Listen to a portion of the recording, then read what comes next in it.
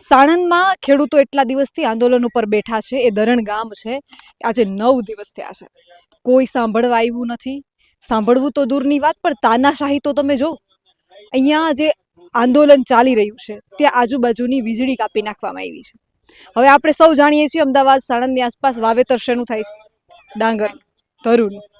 તો આ ધરુ કેમેરામેનને વિનંતી કરું કે નીચે બતાવવામાં આવે.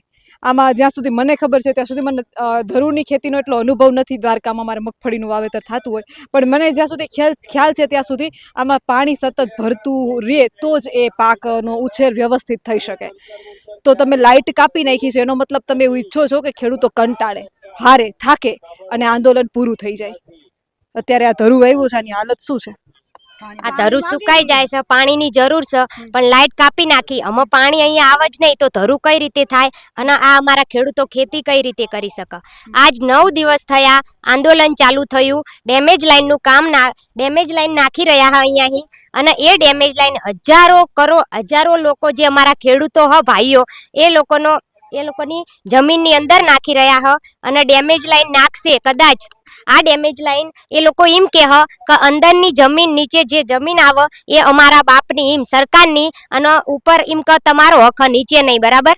અમે નીચે આ લોકો જે નીચે નાખી રહ્યા હ એની અંદર ગંદુ પાણી નાખી રહ્યા હ. આ ફેક્ટરીઓ આજુબાજુનું જે પાણીનો નિકાલ કરવા માટે નાખી રહ્યા હ, અને એ એકય ભોગે નાખવા દેવામાં આવશે નહીં. આ જમીન અમારા બાપની હ, અને અમારા બાપે અમારા જે પેઢી દર પેઢી અમારા બાળકોનું ગુજરાન ચાલે એ માટે અમારા બાપ દાદાએ સંઘરીને રાખેલી જમીન છે, અને એ જમીનમાં અમારો હક છે, નહીં કઈ સરકારનો.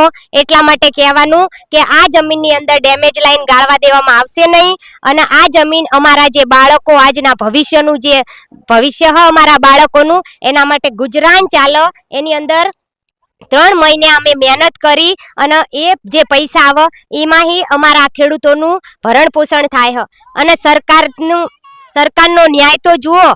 જે અમારા બાપની જમીન છે, જેની અંદર અમે ખેતી કરી રહ્યા છીએ, એની અંદર ગાડીઓ મોકલી દીધી ડાયરેક્ટ મિલિટરીની, અને જે આતંકવાદીઓ ઉતરી ગયા હોય એ રીતે આ જે અમારા શું કે બાળકો ખેતી કરી રહ્યા હતા, છોકરાઓ, એને પકડીને જેલમાં પૂરી દેવામાં આવી રહ્યા છે.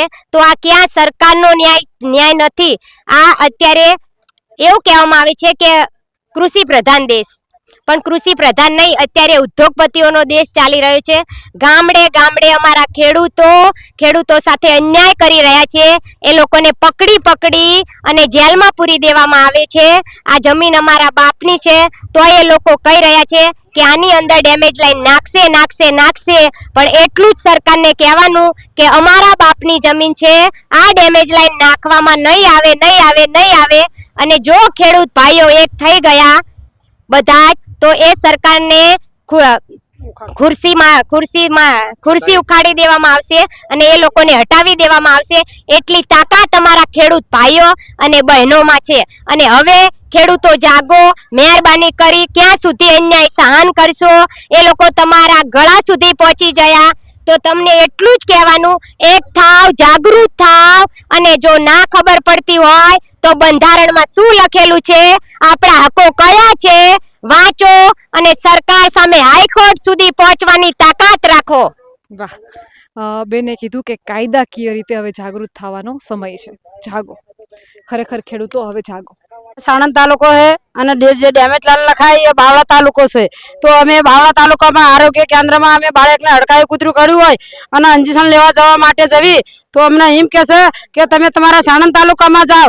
તો અમને આરોગ્ય કેન્દ્ર વાળા ઇન્જેક્શન નથી આપતા, તો ડેમેજ લાઈન અમારામાં કેમ નાખવા દેવાની? અમારે કોઈ વાતે એમને બાવળા તાલુકામાં નાખે અને બાવળા તાલુકામાં ડેમેજ લાઈન કરે, અમારે સાણંદ તાલુકામાં નહીં એટલે નહીં.